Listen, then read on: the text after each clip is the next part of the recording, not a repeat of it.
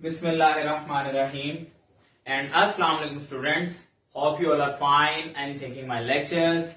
So students, जैसे कि हमने लेक्चर नंबर 10 के अंदर प्रॉपर्टीज ऑफ अल्केन्स को डिस्कस किया था, तो स्टूडेंट्स उसके बाद अब अल्हम्दुलिल्लाह हमारा लेक्चर नंबर 11 है, जिसके अंदर अल्केन की रिएक्टिविटी को डिस्कस करेंगे कि ये किस हद तक रिएक्टिव होता है और किस तरह से रिएक्शन कर सकता है।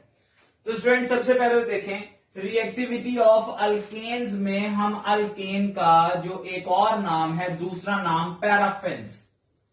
अल्केन्स को पैराफिन्स भी कहा जाता है। अब जरा देखें, पैराफिन जो है ये एक लातीनी जुबान का लफ्ज है स्टूडेंट्स, लैटिन वर्ड है पैराफिन। और पैराफिन बेसिकली कॉम्बिनेशन है टू वर्ड्स का, टू डिफरेंट वर्ड्स कॉम्बिनेशन है इनका पैराफिन्स। देखें वो दो डिफरेंट लफ्ज कौन से हैं, पैरम एंड अफिन्स। ठीक है, अब पैरम का मतलब क्या होता है स्टूडेंट्स, पैरम का मतलब होता है लिटिल और अफेंस का मतलब है अफिनिटी। ठीक है, बेसिकली अल्केन्स का एक दूसरा नाम है जो कि लैटिन लैंग्वेज में है, that is paraffins. And this paraffin word is basically the combination of two words parum and affinis. Parum mean little and affinis mean affinity. अगर इन दोनों को मैं इकट्ठा बोलूं तो क्या कहूंगा, लिटिल अफिनिटी टू रिएक्ट। यानी कि अल्केन्स के पास रिएक्ट करने की टेंडेंसी या सलाहियत जो है वो लिटिल होती है, थोड़ी होती है, कम होती है। ठीक है, इसी वजह से कहते हैं जी अंडर ऑर्डिनरी कंडीशंस।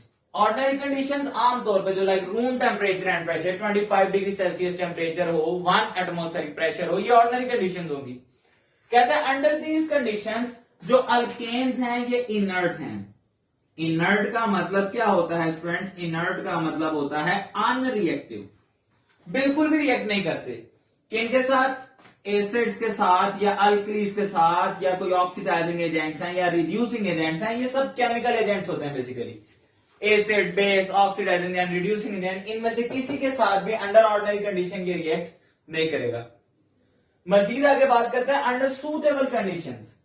लेकिन कोई सूटेबल कंडीशंस जनरेट कर दी जाएं तो अब यहां पर ये दो डिफरेंट वेज में रिएक्ट कर सकते हैं। एक ये गिव करता है सब्स्टिट्यूशन रिएक्शंस और दूसरे गिव करता है thermal and catalytic reactions. Students पहले सब्स्टिट्यूशन रिएक्शंस के बारे में सीख लें।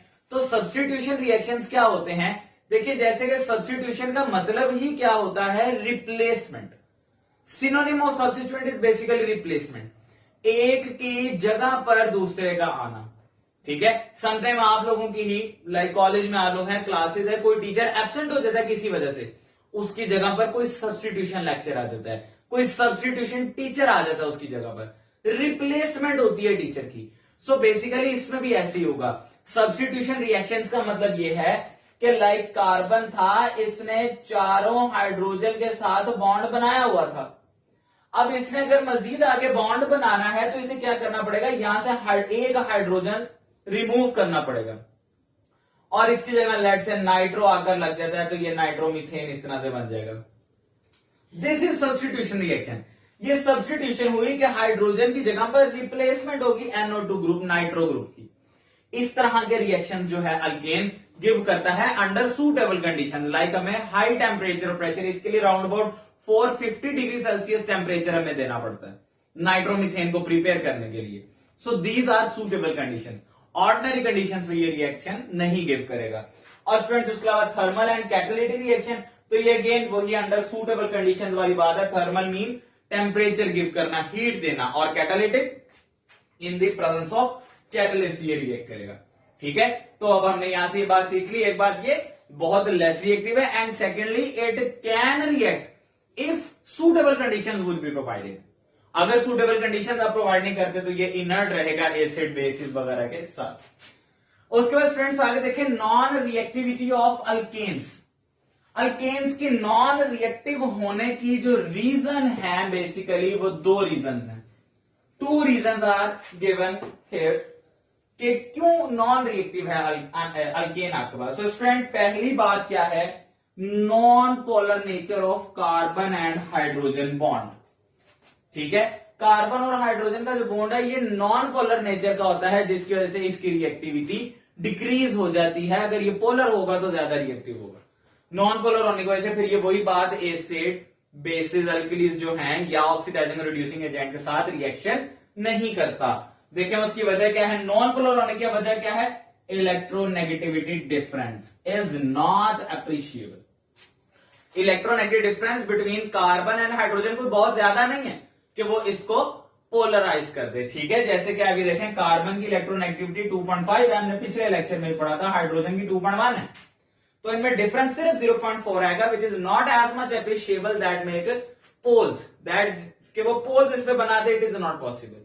ठीक है, सो ये नॉन पोलर बॉन्ड रहता है। और दूसरी बात, inertness of sigma bond. Student, ये सिग्मा बॉन्ड और पाई बॉन्ड हम जब चैप्टर नंबर 7 पढ़ रहे थे तो उसके अंदर मैंने सिग्मा बॉन्ड और पाई बॉन्ड का एक लेक्चर दिया था आपको, जिसके अंदर हमने सिग्मा और पाई बॉन्ड का डिफरेंस पढ़ा था। तो वहां पे भी हमने बात पढ़ी थी, सिग्मा बॉन्ड जो होता है ये बहुत स्ट्रॉन्गर बॉन्ड होता है, इसको ब्रेक करना बहुत मुश्किल है, like a lot of energy is required if you want to break the sigma bond.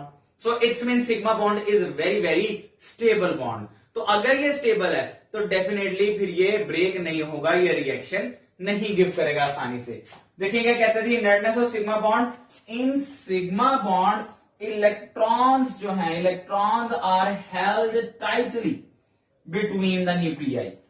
Sigma bond के अंदर लाइक एक ये न्यूक्लियस है, एक ये न्यूक्लियस है, तो इलेक्ट्रॉन्स इसके दरमियान बड़ा स्ट्रांगली हेल्ड होते हैं कि यहां से इलेक्ट्रॉन्स को तोड़ना और मूव करवाना मुश्किल हो जाएगा। जो यही वजह है कि हम कहते हैं कि ये स्टेबल बॉन्ड है और ये फिर रिएक्ट नहीं करता। और सिग्मा बॉन्ड के बारे में मजीद आप जानना चाहते हैं तो मैं अगेन बताऊंगा, चैप्टर नंबर 7 के अंदर जो हमारा इससे पहले चैप्टर चल रहा था उसमें मैंने सिग्मा बॉन्ड और पाई बॉन्ड के डिफरेंस पे एक कंप्लीट लेक्चर दिया। I think so it is about 15 to 16 minutes, आप वो देख सकते हैं। सेकेंड थिंग जी, electrons present in sigma bond can neither attack on any electrophile nor a nucleophile can attack on them. अब यहां पर बताता है कि सिग्मा बॉन्ड के अंदर ये जो इलेक्ट्रॉन्स है ना, ये इलेक्ट्रॉन्स किसी इलेक्ट्रोफाइल पर अटैक नहीं करते और ना ही किसी न्यूक्लियोफाइल को अपने ऊपर अटैक करने देते हैं, यानी कि इतनी सी बात है कि रिएक्शन नहीं कर रहे। अब यहां पर ये इलेक्ट्रोफाइल और न्यूक्लियोफाइल के वर्ड को समझना जरूरी है, उसके बाद मैं दोबारा से ये वाली आपको लाइन समझाऊंगा। इलेक्ट्रोफाइल स्टूडेंट्स, बेसिकली इलेक्ट्रोफाइल का जो वर्ड है ना, ये डिराइव हुआ है, देखें किससे, इलेक्ट्रोफिलिक से। और फिलिक का आपको पता है मतलब क्या होता है, लविंग। सो इलेक्ट्रोफिलिक स्पीशी ऐसी स्पीशी जो इलेक्ट्रॉन लविंग हो।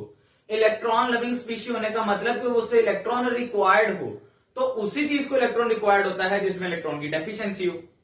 और ऐसी कोई भी स्पीशी जिसमें इलेक्ट्रॉन की डेफिशिएंसी हो उस पर पॉजिटिव चार्ज आता है।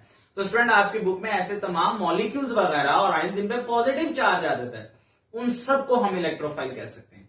ठीक है, तो ऐसी स्पीशीज जिस पे पॉजिटिव चार्ज है due to deficiency of electron, वो आपके पास इलेक्ट्रोफाइल होगा, यानी कि उसकी कोशिश होगी कि कोई इलेक्ट्रॉन उसको मिले। और इसी तरह न्यूक्लियोफाइल जो है ये इसके ऑपोजिट स्पीशी है जो कि न्यूक्लियस लविंग है। तो न्यूक्लियोफाइल ऐसी चीज होगी जिसपे नेगेटिव चार्ज होता है, क्योंकि ये न्यूक्लियस लविंग है और न्यूक्लियस पे पॉजिटिव चार्ज होता है, तो नेगेटिव ही जो है वो न्यूक्लियस लविंग हो सकता है ना, पॉजिटिव पॉजिटिव को तो रिपेल करेगा। सो न्यूक्लियोफाइल ऐसी स्पीशीज जिसपे नेगेटिव चार्ज है, इलेक्ट्रोफाइल ऐसी स्पीशीज जिसपे पॉजिटिव चार्ज है। ठीक है, तो अब जरा ये लाइन दोबारा देखें तो क्या है, electrons present in sigma bond, कहता है जो सिग्मा बॉन्ड के अंदर इलेक्ट्रॉन मौजूद हैं, ना ही वो किसी ऐसी चीज पर अटैक करते हैं जिसपे पॉजिटिव चार्ज हो, और ना ही किसी ऐसी चीज को अपने ऊपर अटैक करने देते हैं जिसमें नेगेटिव चार्ज हो। तो बात वही आ जाती है इनर्टनेस की। ठीक है, सो ये हमने अल्केन्स की रिएक्टिविटी को डिस्कस किया है स्टूडेंट्स। इसमें अगर कोई इश्यू हो तो आप कमेंट सेक्शन में पूछ सकते हैं। Thank you so much.